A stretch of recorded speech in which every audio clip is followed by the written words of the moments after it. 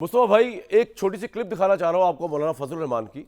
اس کے بعد سوال میرا آپ سے جو ہے وہ کرتا ہوں، لیکن پہلے مولانا فضل الرحمان جو فرمان ہے وہ سن لیں.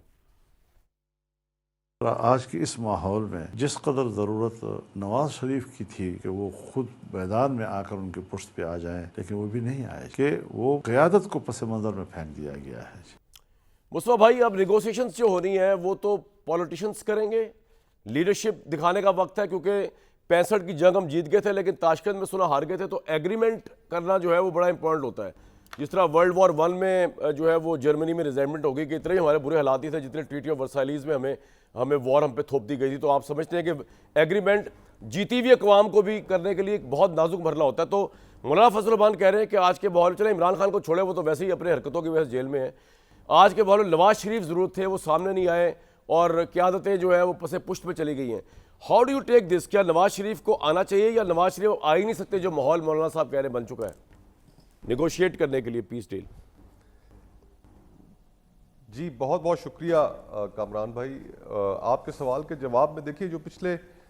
ہفتہ 10 دن گزرے ہم تمام پاکستانیوں پر، جہاں پر وہ بڑے کڑے اور مشکل دن تھے،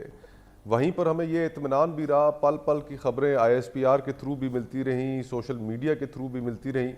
کہ کس طرح ہماری بہادر افواج نے دشمن کی جارحیت کا منہ توڑ جواب دیا. اس میں ہمیں فراخ دلی سے ایکسیپٹ کرنا چاہیے کہ عاصم منیر صاحب کا جو رول تھا، ایئر چیف کا جو رول تھا، اور جو ہمارے سائلنٹ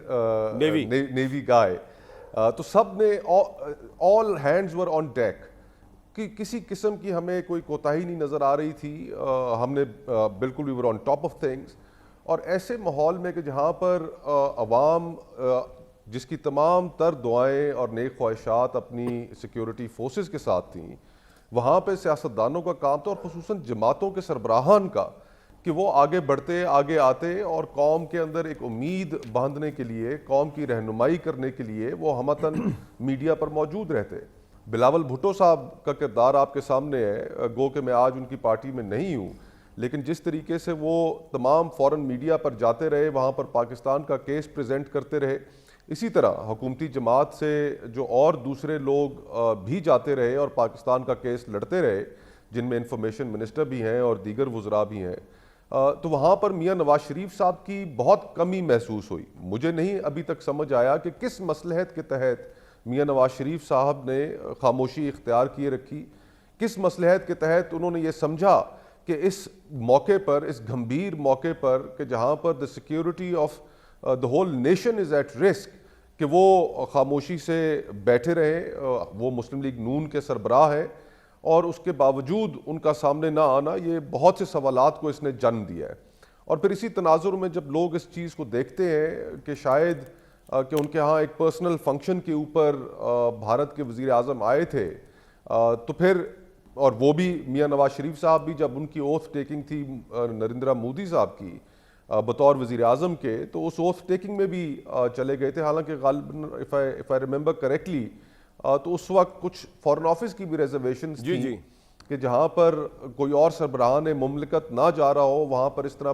یونیلیٹرلی پاکستان کے وزیر اعظم کا جانا شاید کوئی اتنا مناسب نہیں ہے.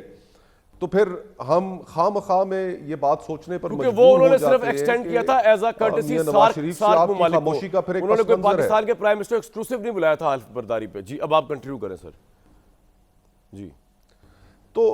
جو ساری صورتحال ہے اس کے اندر میرے خیال سے ان کا ایک پرو ایکٹیو کردار ہونا چاہیے تھا. لیکن آپ نے اور بھی اس کے علاوہ بھی بڑے اہم سوالات اٹھائے ہیں اپنے ابتدائیے میں،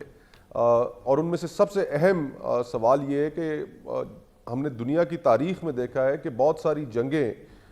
جن کا منہ توڑ جواب دیا جاتا ہے، جو جیتی جاتی ہیں، کئی دفعہ مذاکرات کی میز پر وہ ہار دی جاتی ہیں. تو اس وقت ضرورت ہمیں یہ ہے کہ ہمیں جو مذاکرات آگے ہونے ہیں بھارت کے ساتھ، اس کے اندر اپنا پوائنٹ آف ویو بڑا فورسفلی سامنے رکھنا پڑے گا. اور اس میں میری تو یہ تجویز ہوگی کہ اس وقت بھارت زخم خوردہ ہے، بھارت انٹرنیشنلی کافی اس کی سبکی ہوئی ہے. جو پورا ویسٹرن میڈیا اس وقت اسپیکولیٹ کر رہا ہے اور اینالائز کر رہا ہے اور مزید اینالائز کرے گا فار منتھس ٹو کم، وہ Pakistan the Chinese tech versus the western tech, یہ کانورسیشن ہے وہاں پر. تو اس کانورسیشن کے تناظر میں وہاں پر کافی یہ لکھا جا رہا ہے کہ بھارت نے جو رافیل طیارے خریدے, اربوں ڈالر ان کے اوپر انویسٹ کیے, اس نے ویسٹ کی بھی ناک کٹا دی کہ چائنیز ٹیکنالوجی کا وہ مقابلہ نہیں کر سکے, شاید ان کے پائلٹس ٹرینڈ نہیں تھے. تو یہ کانورسیشنز ابھی مزید ہونی ہے وہاں پر, لیکن اس کے بیچ میں ہمیں یہ کوشش کرنی چاہیے. لیکن سینیٹر صاحب, پاکستان میں ایسی کون سی سول لیڈرشپ ہے جو امریکہ کے ساتھ ڈیل کر سکے کشمیر جیسے امپورٹنٹ اور سیز فائر جیسے اہم معاملے پہ, اور دوسری طرف ہندوستان کو بھی ٹف ٹائم دے سکے یا برابر کا ٹائم دے سکے؟ ایسی سول لیڈرشپ کون سی آپ کے خیال میں؟ نواز شریف صاحب پھر آ جائیں میدان میں. نہیں, اس کے لیے دیکھیں میرا خیال ہے تمام پولیٹیکل پارٹیز کو اعتماد میں لینا چاہیے اور حکومت کو قدم اٹھانا چاہیے اس جانب, اور چاہے جو بھی ان کے ساتھ انگیج کرے حکومتی سائٹ سے, اس کے پاس یہ مینڈیٹ ہونا چاہیے پورے پاکستان کی پولیٹیکل پارٹیز کا کہ جناب ہم نے وہاں پر جا کر یہ گفتگو کرنی ہے, اور پھر اسی گفتگو کے لیے پارلیمان کو اعتماد میں بھی لیا جائے. بالکل ٹھیک ہے. آپ ایک محدود سی ایک پارلیمانی سربراہان کی میٹنگ کنوین کر لیجئے اور اس کے اندر ان کی بھی رائے کو شامل کر لیجئے, اور پھر ایک جب آپ کے پاس ایک ایسا براڈ کنسنسس کے ساتھ کی ہوئی ڈائریکشن ہوگی تو اس میں پھر آپ سے غلطی کرنے کی گنجائش بالکل ٹھیک ہے, آپ کو یہ پوائنٹ آ گیا. میری تجویز یہ ہوگی کہ اس ساری صورتحال میں کہ جس طرح ہمارا ایران کے ساتھ ایک جوائنٹ میکنزم ہے ٹو ایڈریس ٹیررزم, اس کے اوپر ہمیں تاکہ مس انڈرسٹینڈنگز نہ ہو چاہیے, اس ڈاکیومنٹ کو دیکھنا چاہیے